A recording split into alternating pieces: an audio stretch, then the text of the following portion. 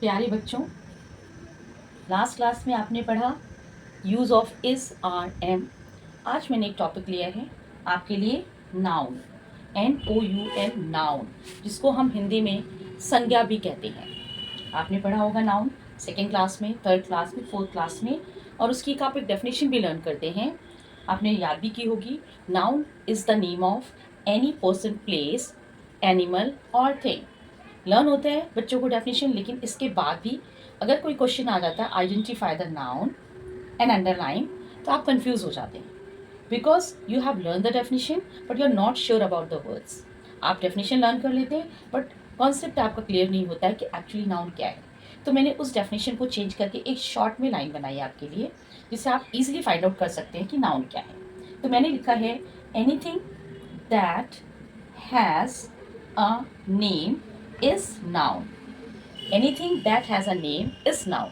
कोई भी चीज़ जिसका कोई नाम होता है वो नाउन होती है। आप एग्जाम्पल करा सकते हैं बच्चों को, या बच्चे खुद भी ट्राई कर सकते हैं। अब एनीथिंग का मतलब आप चाहें तो चेक करें उसमें कि आप अगर क्लासरूम में बैठे हैं तो आप अपने क्लासरूम में आसपास की चीज़ों को देखें, नाम लें। जैसे आप जिस सीट पर बैठे हैं, बेंच, बेंच नाउन है। ऊपर देखें, फैन, फैन नाउन है। बैग नाउन है। टीचर नाउन है। विंडो नाउन है। Anything that has a name is the noun. अगर आप अपने घर पे बैठे हुए हैं तो आप देखें, टेबल, किचन, मदर, फादर, कोई भी चीज़ जिसका एक नाम है, नाउन। तो इतना क्लियर हुआ आपको। नाउन शॉर्ट में डेफिनेशन लेते हैं, फुल वाली डेफिनेशन को थोड़ी देर के लिए भूल जाते हैं और देखते हैं anything that has a name is noun. कोई भी एक चीज़ जिसका नाम है वो नाउन होती है। नाउन के और भी पार्ट्स हैं, अभी हम सिर्फ ये देखेंगे कि नाउन क्या है। उसके आगे के टाइप्स ऑफ नाउन में बाद में आएंगे। पहले हमने सिर्फ नाउन को फाइंड आउट करना है, नाउन्स क्या होते हैं हमें ये क्लियर करना है, ठीक है। तो सबसे पहले कुछ एग्जाम्पल मैंने लिए हैं, एक पैराग्राफ डाला है और आपको इसमें से फाइंड आउट करना है कि देखिए नाउन क्या है। अभी मैं शॉर्ट पे उसके काइंड्स भी बताती जाऊंगी।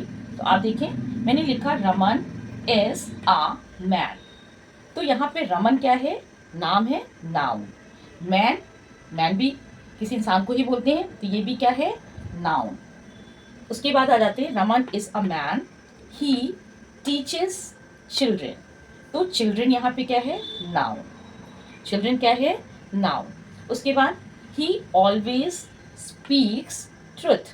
ट्रुथ भी यहाँ पे नाउन है, सच्चाई, ट्रुथ, सच्चाई।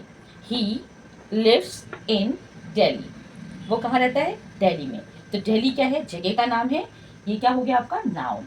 He carries a stick in his hands. Stick, stick भी किसी चीज़ का नाम है, तो ये क्या है आपका, स्टिक भी हमारा noun. He likes to wear gold chain. तो गोल्ड भी हमारा क्या है, गोल्ड हमारा noun. He goes to temple daily. Temple मंदिर, टेम्पल भी क्या है, noun. He loves his country India very much.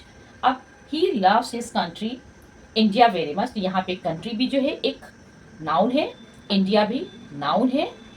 Again he believes in honesty. Honesty यानी ईमानदारी, वह ईमानदारी में यकीन रखता है।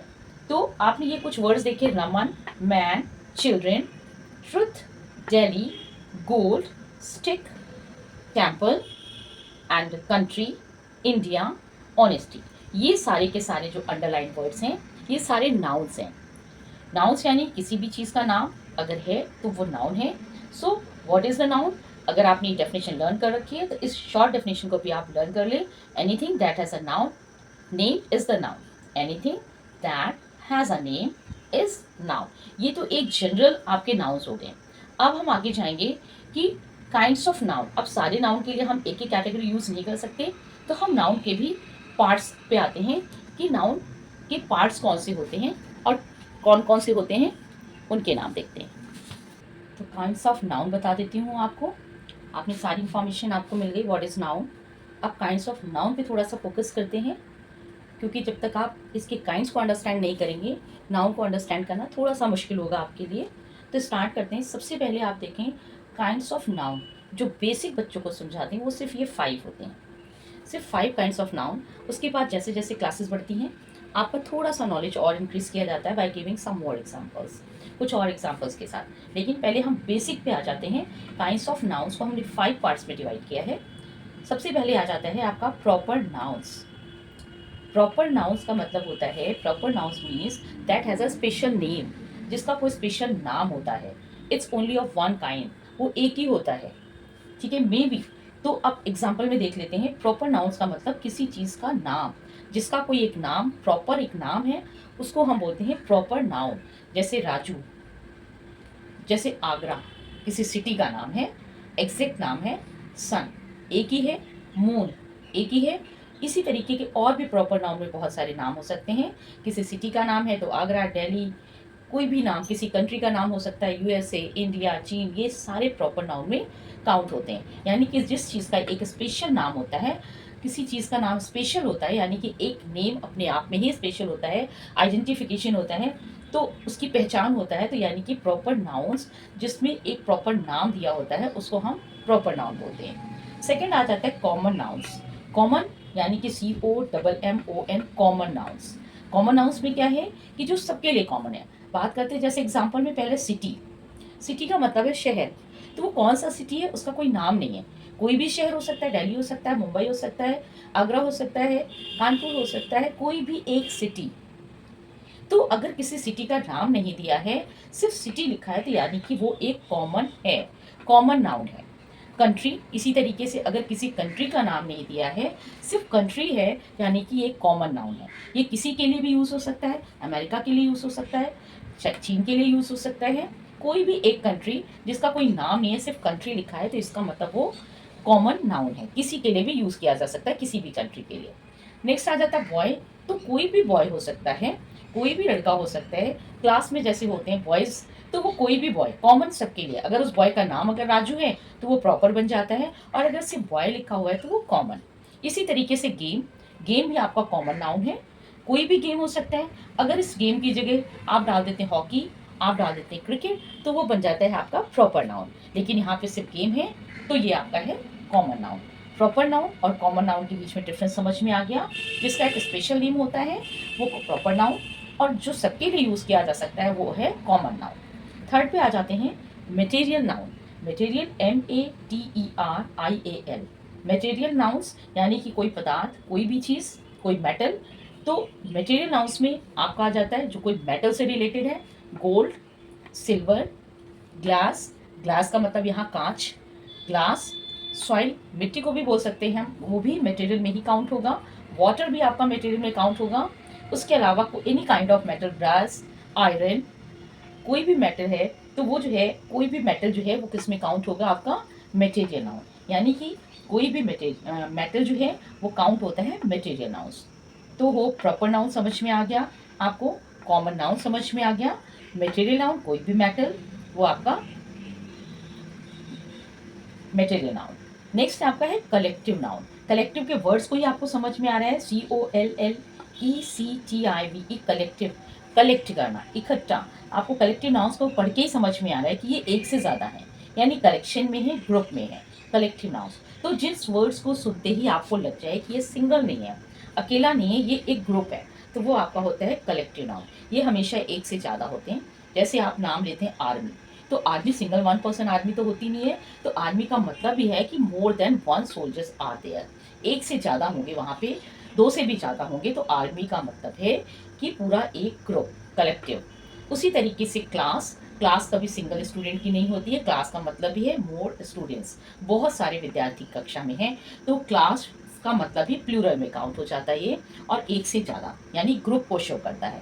उसी तरीके से क्राउड यानी कि भीड़, CROWD, क्राउड, क्राउड भी हमारा किस में आ जाता है, कलेक्टिव, एक से ज़्यादा। इसी तरीके के आपके और भी बहुत सारे कलेक्टिव के एग्जाम्पल्स होते हैं, जैसे ज्यूरी हो सकता है, ज्यूरी ऑफ जजेस हो सकता है, बुके ऑफ फ्लावर्स हो सकता है।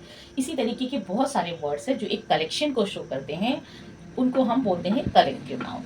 तो कलेक्टिव नाउन का मतलब समझ में आ गया, मोर देन वन, जिसको नाम को पढ़ के ही आपको समझ में आ जाए कि ये एक से ज़्यादा है। नेक्स्ट आता है आपका 5th नंबर पे एब्स्ट्रैक्ट नाउन्स। एब्स्ट्रैक्ट का मतलब ही जो दिखाई नहीं देता है, एब्स्ट्रैक्ट का मतलब गायब, जो दिखाई नहीं देता, एब्स्ट्रैक्ट है, दिख नहीं रहा है, ठीक है। तो एब्स्ट्रैक्ट नाउन जो हम फील तो करते हैं, महसूस भी करते हैं, लेकिन वो हमें दिखता नहीं है, तो उसको हम बोलते हैं एब्स्ट्रैक्ट नाउन।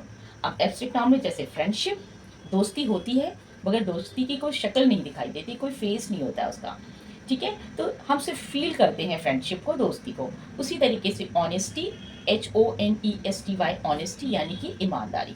ईमानदारी होती है बट दिखती नहीं है, हम फील कर सकते हैं कि ऑनेस्टी है, वो एक ऑनेस्ट पर्सन है, उसके एक्शन को देख के हम अंडरस्टैंड कर सकते हैं कि वो एक ऑनेस्ट पर्सन है। हेट्रेड यानी कि नफरत, नफरत भी एक इमोशन, एक फीलिंग जो कि हमें दिखाई नहीं देती, सिर्फ फील होती है।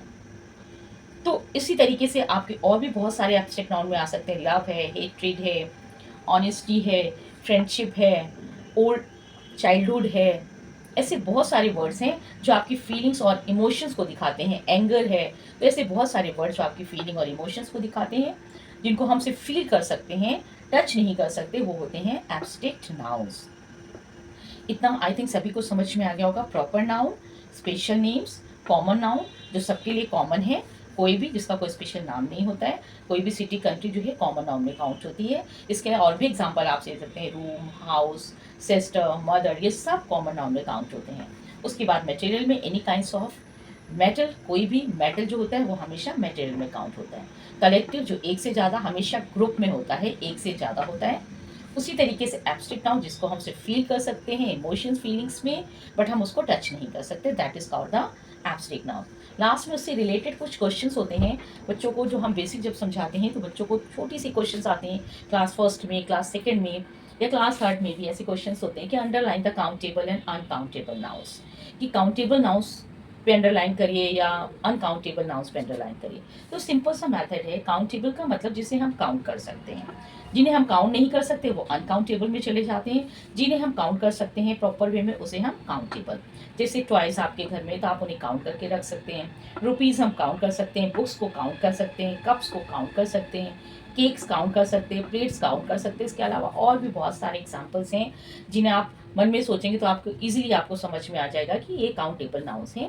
आप मन में कुछ और भी वर्ड्स ले सकते हैं कि कौन से काउंटेबल हैं और कौन से अनकाउंटेबल है। अनकाउंटेबल में जिसे हम काउंट नहीं कर सकते, उसको मेजर में नंबर्स में काउंट नहीं कर सकते, जैसे शुगर, शुगर को हम काउंट नहीं कर सकते। जूस को ये हमेशा क्वांटिटी में या में जाते हैं, जैसे शुगर को हम काउंट कर सकते नहीं, काउंट सॉरी, शुगर को अनकाउंटेबल नाउन्स में देखते हैं एक बार फिर से। जैसे शुगर को हम काउंट नहीं कर सकते, जूस काउंट नहीं कर सकते, इंफॉर्मेशन यानी कि कोई भी सूचना, इसे हम काउंट नहीं कर सकते, ऑनेस्टी ईमानदारी को काउंट नहीं कर सकते, लव काउंट नहीं कर सकते, फील कर सकते हैं, फ्रेंडशिप दोस्ती को काउंट नहीं कर सकते, फील कर सकते। इसी तरीके से चाइल्डहुड है, ओल्ड एज है, ये सारे अनकाउंटेबल। तो ये दो चीज़ें काउंटेबल और uncountable based on all the topic आप फाइंड आउट कर सकते हैं। This is an extra question for the students. छोटे बच्चों को बेसिक में समझाते समय यही चीज़ें दिखाई जाती हैं। फर्स्ट आपको उन्हें एग्जाम्पल के साथ इनको समझाना होता है, या बच्चे खुद भी चाहें तो इसको अच्छे से विद स्पेलिंग इनको प्रॉपर तरीके से 2-3 टाइम रिवाइज कर सकते हैं। और जो एक मोस्ट कॉमन प्रॉब्लम आजकल बच्चों में दिखाई दे रही है वो है वोकैबुलरी प्रॉब्लम, यानी कि बच्चों की स्पेलिंग प्रॉब्लम बहुत है, वो छोटी से छोटी स्पेलिंग भी गलत लिखते हैं। तो उनका एक सिंपल सा सॉल्यूशन है कि जब वो लिख रहे हैं तो जब भी वो अपनी कॉपी में लिख रहे हैं या पढ़ रहे हैं तो प्लीज़ स्पेलिंग को बोल के और समझ के लिखें। बोल के लिखने से स्पेलिंग माइंड में रिवाइज होती रहती हैं। सपोज आप लिख रहे हैं या रीड कर रहे हैं प्रॉपर नाउन्स, तो don't learn the numbers only, सिर्फ नंबर ही लर्न नहीं करने, one number proper noun, second number, along with it इसके साथ साथ आप इनके स्पेलिंग्स के साथ बच्चे लर्न करें। जैसे PROPER proper, NOUNS nouns, proper nouns, COMMON common, NOUNS common nouns. तो इस तरीके से आप इनको स्पेलिंग्स के साथ पढ़ेंगे तो एक तो आपका कॉन्फिडेंस भी बिल्डअप होगा, सेकेंड आपका कॉन्सेप्ट भी क्लियर होगा और स्पेलिंग तो स्ट्रॉन्ग होंगी ही। इसके अलावा अगर आपको लगता है कि कोई डाउट्स हैं तो आप प्लीज़ मुझे मैसेज कर सकते हैं, मैं ट्राई करूँगी कि आपको सॉल्यूशन सेंड करूँ। इससे रिलेटेड एक्सरसाइज भी अगर आप चाहेंगे तो मैं ग्रुप में असाइनमेंट्स डाल सकती हूँ। Thank you for watching children as well as the parents also.